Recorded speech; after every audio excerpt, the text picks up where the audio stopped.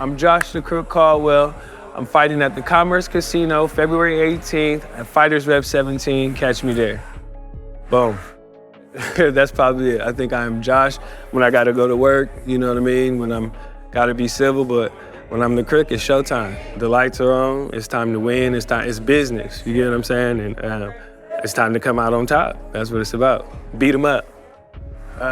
From the Inland Empire, I would say Riverside. My family is more in the LA Compton area.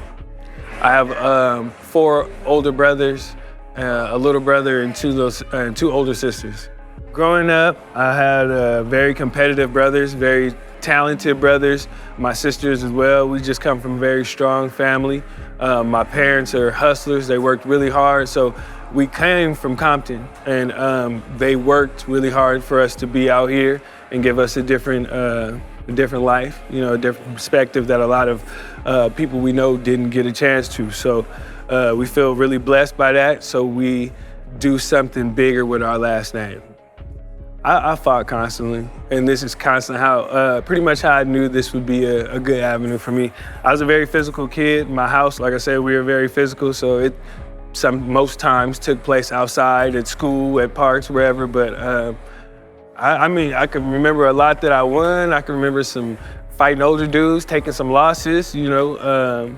It was a natural thing for me all my life. I mean, from the things I watched to the things that I did at home, fighting was just like, especially outside of home, I knew people wasn't as rough as my brothers.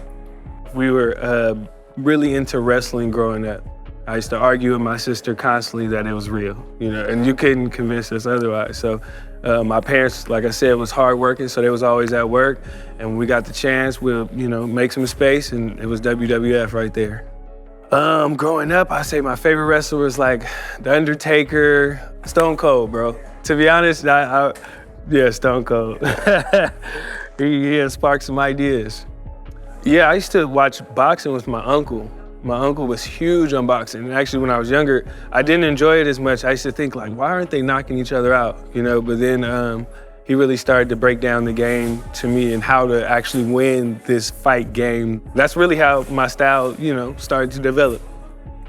I was just coming out of high school. I was actually playing football at the time. A little bit after, some little semi-pro stuff, but mostly in high school. Yeah, big hitter. I like the contact. That's why I couldn't play basketball.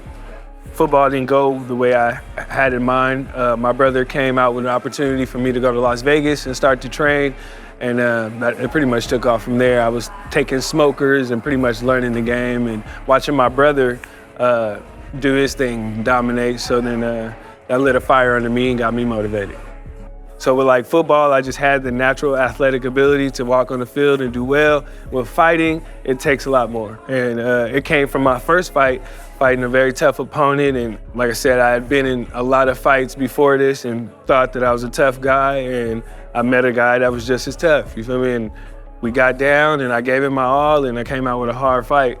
That time, giving this dude my whole, everything I got, what I usually would do in the streets that'll put somebody out, just didn't work.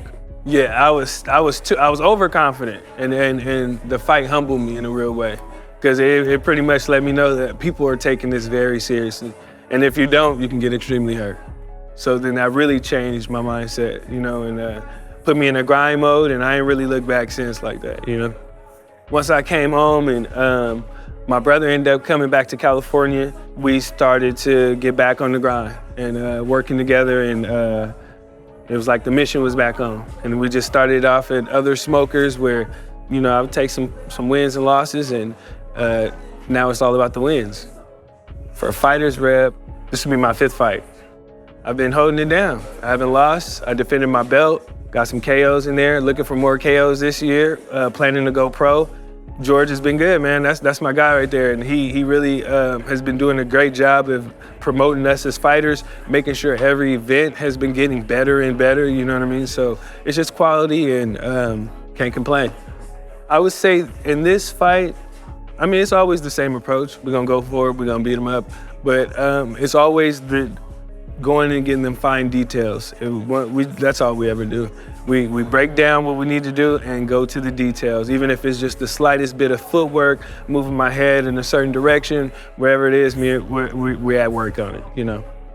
I know I always say this, I really don't know much about the dude. But I mean, even if he was the greatest, you know, he was still gonna have to fight that day, and it's gonna be a hard fight, you know. So I don't really worry too much either way. I'm humble, and God is good. But if I had to guess, I'm knocking him out. Be ready for the show. You know, it's Fighters Rep. But when you're in the ring with me, that's the Crook Show.